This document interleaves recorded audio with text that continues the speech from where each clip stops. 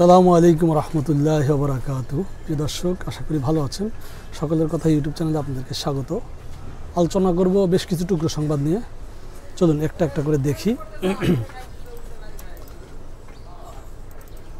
প্রথমত যে সংবাদটা নিয়ে আলোচনা করব, 4 শর্তে ফিরতে পারে আওয়ামী লীগ।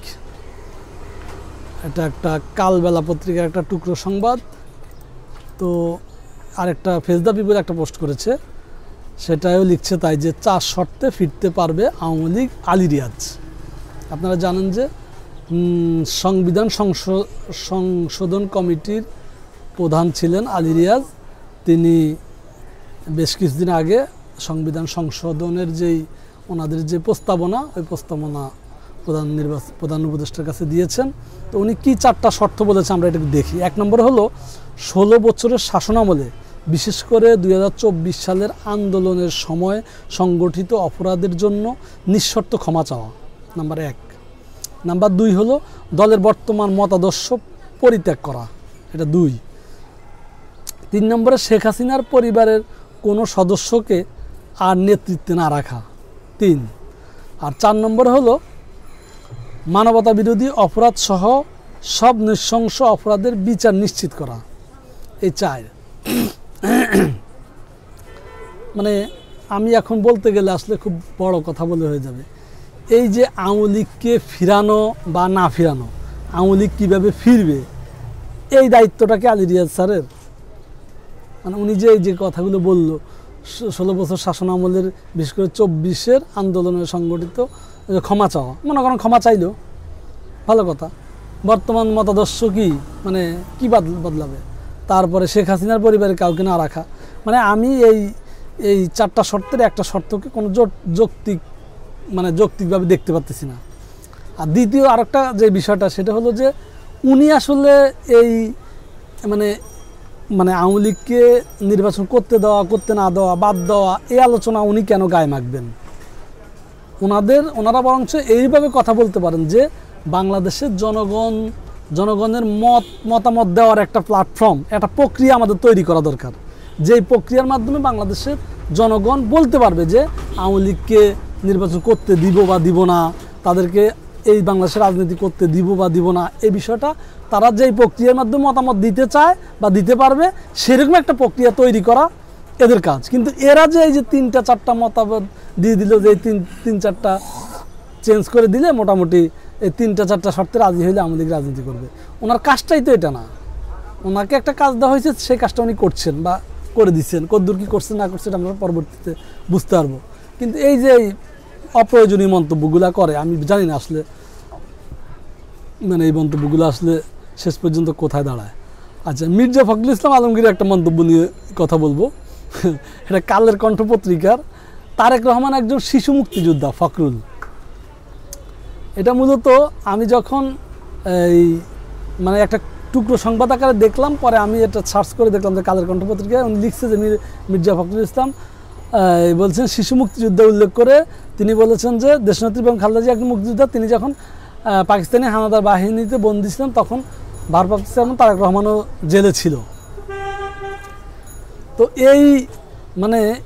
ওনার এই বক্তব্যের কাউন্টার দিয়ে এক ভাই লিখছে যে গর্ভকালীন মুক্তিযুদ্ধ আছে নাকি, এতদিন ছিল বিনোদন লীগ আর এখন দেখছি বিনোদন দল।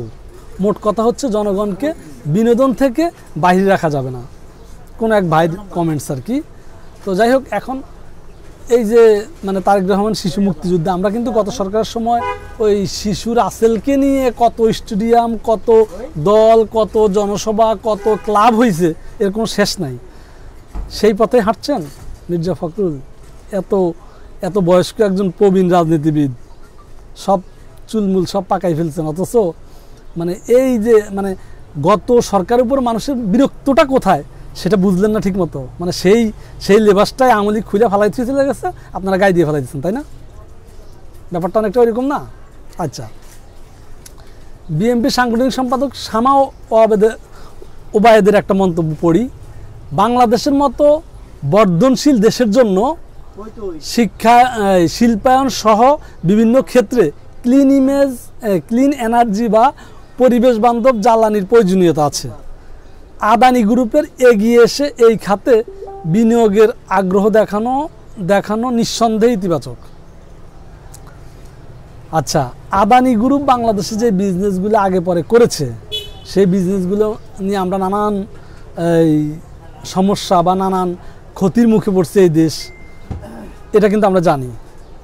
অথচ বিএনপির একদম কেন্দ্রীয় সাংগঠনিক সম্পাদক উনি, আপনারা চিনেন, উনি এই আদানিকে প্রমোট করার চিন্তা করতেছে। মানে আমরা যে বলি যে শুধু আওয়ামী লীগের ভিতরে না, বিএনপির ভিতরে কিন্তু এই ইন্ডিয়ান একটা সুরসুরি কিন্তু আছে। হ্যাঁ, দিন শেষে সবাই ইন্ডিয়ানকে ম্যানেজ করেই রাজনীতি করতে চায়। আদানির মতো প্রতিষ্ঠানকে যারা নাকি এই সরকার ক্ষমতা আসার পর চাপ দিয়ে বিদ্যুতের টাকা আমাদের কাছ থেকে আদায় করে নিল, তাকে এখন প্রমোট করতেছে এই শামা ওবায়েদ, বুঝছেন?